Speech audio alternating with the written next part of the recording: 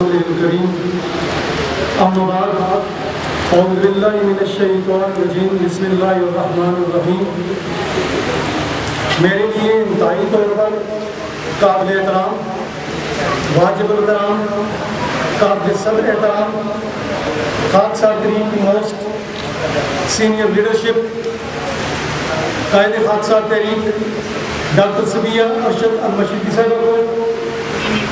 خاکسار تحریک کی second high command soft where engineer deputy secretary general عنایت اللہ خان زیغم المشرقی صاحب کو اور ان کے ساتھ بیٹھے ہوئے خاکسار تحریک کے انتہائی طور پر قابل اعتماد، قابل بھروسہ ساتھی معتمد خصوصی قاسم الکریم صاحب کو، اللہ دتا ساجد صاحب کو، اور جتنے بھی یہاں پر رفقائے عزیز اسٹیج پر برا جمان ہیں، آپ سب کو بھی، اور پنڈال جتنے بھی بیٹھے ہوئے خاکساران سالاران ہیں موجود ہیں، اور ان کو بھی جو اس روئے زمین کے تختے پر جو بھی خاکسار مرکز اجرا کے ساتھ نیک نیتی کے ساتھ خلوص کے ساتھ اٹیچ ہے، مدعی اور فرمانبردار ہے، میرا اس کو بھی عسکری اسلام۔ کم من فیہۃ قلیلۃ غلبت فیہۃ کثیرہ بإذن اللہ واللہ مع الصابرین۔ کتنی دفعہ چھوٹی جماعت بڑی جماعت پر غالب آئی اللہ کے حکم سے، بے شک اللہ صبر کرنے والوں کے ساتھ ہے۔ آج چونکہ 27 اگست 56ویں برسی، آج اس پروگرام جو انعقاد پذیر ہے، اور ہم سب خاکسار حضرت علامہ عنایت اللہ خان المشرقی کے تصورات کو، نظریات کو، تفکرات کو خراج تحسین پیش کرنے کے لیے جمع ہوئے ہیں۔ میں اپنی کم علمی کی بنیاد پر یہ کہوں گا کہ میں نہیں سمجھتا کہ ہم ایسی عظیم شخصیت کو خراج تحسین پیش کر سکیں، کیونکہ ہمارے پاس نہ تو کوئی اتنا علم ہے اور نہ ہی عمل کی وہ کیفیت کہ جس کی بنیاد پر ہم اتنی عظیم شخصیت کو خراج تحسین پیش کریں، جسے خدائے وحدہ لا شریک کی وہ ربانی طاقتیں جسے سلامی پیش کریں اور عقیدت پیش کریں، پھر تمہاری ساتھ یہ سیدھی باقی نہیں رہ جاتی ہے۔ حضرت علامہ عنایت اللہ خان المشرقی جب اس جان فانی سے جب انہوں نے کوچ کیا تو ان کے جسد خاکی پر صاف آسمان کو ایک بدری سی ان کے جسد خاکی پر سایہ فگن رہی، اور اس وقت تک جب تک آپ آغوش زمین نہ ہوئے، اور پھر اس کے بعد وہ بدلی آسمان سے غائب ہو گئی۔ پھر ایسی کیفیت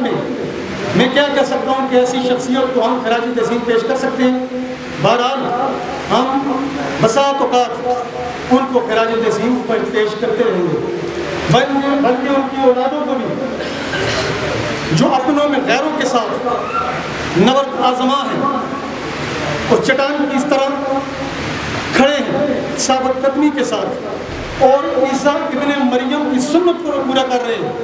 ہم ان کی جدوجہد کو، ان کی سٹرگل کو، ان کی ایفرٹس کو، ان کی کوششوں کو دل کی ادا گہرائیوں سے خراج تحسین پیش کرتے ہیں۔ میرے دوستوں اور بھائیوں بزرگوں، تحریکوں کی کامیابیوں اور ناکامیوں کا انحصار تحریک کو کھڑا کرنے والے یا تحریک کو لیڈ کرنے والے کی بے پناہ تجویز اور تدبیر پر اس کا انحصار ہے، اور اس کی بنائی ہوئی ٹیم کے بے پناہ صحیح عمل اور اس کی ٹیم کی بے پناہ مال اور جان کی قربانی سے عبارت ہے۔ ادروائز کوئی بھی تحریک اس کے سوا قطعی طور پر اپنے منطقی انجام تک نہیں پہنچ سکتی۔ یہ قانون فطرت ہے، یہ اللہ کا قانون ہے، اسے کوئی بھی جو ہے وہ ٹال نہیں سکتا۔ جب نبی علیہ السلام نے بدر کے مقام پر قدم رکھا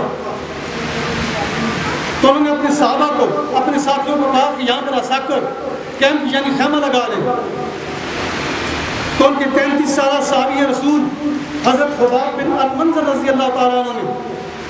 کہا کہ یا رسول اللہ، اگر یہ اللہ کا حکم ہے تو پھر تو ہماری مجال نہیں، اگر یہ آپ کی تجویز و تدبیر ہے تو پھر ہمارے پاس بھی تجویز و تدبیر ہے۔ اللہ کے نبی نے کہا ہاں خباب تمہارے ذہن میں کیا تجویز ہے؟ انہوں نے کہا یا رسول اللہ، اگر اس جگہ کی نسبت بدری کنویں کے پاس اگر خیمہ لگا دیا جائے تو یہ زیادہ مناسب ہے۔ نبی علیہ السلام نے کہا وہ کیوں؟ انہوں نے کہا وہ اس لیے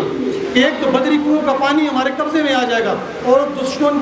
کی دستر سے وہ دور ہو جائے گا۔ ایک تو وہ جگہ پتھریلی ہے، جس جگہ آپ کیمپ کا لگانے کا کہہ رہے ہیں یہاں پر مٹی ہے، وہ خدا نہ خواستہ بارش ہو جائے تو یہاں پر تو یہ کیچڑ بن جائے گا، اس جگہ پر ہم دشمن کا ڈٹ کر مقابلہ کریں گے۔ نبی علیہ السلام مسکرائے اور کہا بہت خوب، وہ بات جنگ میں تو چالی چلی جاتی ہے۔ تحریک کو چلانا جوش سے نہیں، ہوش سے اور بڑے اس نے تدبر کے ساتھ، بڑی تجویز اور تدبیر کے ساتھ یہ تحریکیں چلائی جاتی ہیں۔ میں آخر میں حضرت علامہ نعمت اللہ مشرقی کی وہ پروڈکشن آپ کی گوشت گزار ضرور کرانا چاہتا ہوں۔ جب تقسیم ہند کے بعد 1947 کو حضرت علامہ نعمت اللہ مشرقی نے سب سے پہلے مسئلہ کشمیر کو سلامتی کونسل میں پیش کرنے سے قطعی طور پر مخالفت کی کہ اگر یہ مسئلہ کشمیر اگر سلامتی کونسل میں چلا گیا تو پھر قیامت تک حل نہیں ہو سکا، نہیں آ سکے گا۔ آج دیکھ لیں 72-73 سال گزرنے کے باوجود مسئلہ کشمیر وہیں کا وہیں کھٹائی میں پڑا ہوا ہے، بلکہ اور الجھ کر رہ گیا ہے۔ اور اسی حق گوئی کے جرم کی تلاش میں حضرت علامہ نعمت اللہ مشرقی کو اس وقت ہندو نواز گورنمنٹ نے پابند سراسر کر دیا۔ پھر حضرت علامہ نعمت اللہ مشرقی نے رہائی کے بعد جیکب آباد میں خطاب کے دوران کہا اگر مجھے قید کرنے سے پاکستان کی جان بچ سکتی ہے، اگر مجھے پابند سراسر کرنے سے ہندو کے منصوبے خاک میں ملائے جا سکتے ہیں کہ وہ پہاڑوں کے بیچوں بیچ جودھ پور اور جیسلمر جیسے صدیوں پرانے علاقوں کی طرف پانی پاکستان کی طرف آنے والا پانی وہاں اس جگہ پر منتقل کر رہا ہے تو 1.5 سال کیا میں ساری عمر اس کالی کوٹری کو قبول کرنے کے لیے تیار ہوں، لیکن حکومت کا رد عمل تو صاف ظاہر ہے کہ وہ اپنی میٹھی نیند میں خلل برداشت کرنے کے لیے تیار نہیں۔ اس کی آنکھ تو اس وقت کھلے گی جب سارا مغربی پاکستان راکھ کا ڈھیر بن جائے گا۔ میں تو چیخ کر کہہ رہا ہوں اس دماغی عیاشی کو، کھیل کود کو کچھ مدت کے لیے بول جاؤ اور اس موت سے بچنے کی تیاری کرو جس موت سے تمہارے سرسبز شاداب بہات، تمہاری لہراتی فصلیں بنجر زمینوں میں تبدیل ہو جائیں گی۔ اس وقت یہ علمی اور سیاسی باتیں کچھ کام نہ دیں گی۔ آج ہماری یہ باتیں علمی اور سیاسی باتیں رہ چکی ہیں، عملی طور پر اس میں آنے کی ضرورت ہے اور ہم ڈاکٹر سبیہ المشرقی کی قیادت پر اور عنایت اللہ زیغم صاحب کی قیادت پر بالکل قطعی طور پر انشاءاللہ اس پر اتفاق کرتے ہیں اور بھرپور صاحب کا ساتھ دینے کا یقین ان کو دلاتے ہیں۔ وہاں علینا البلاغ۔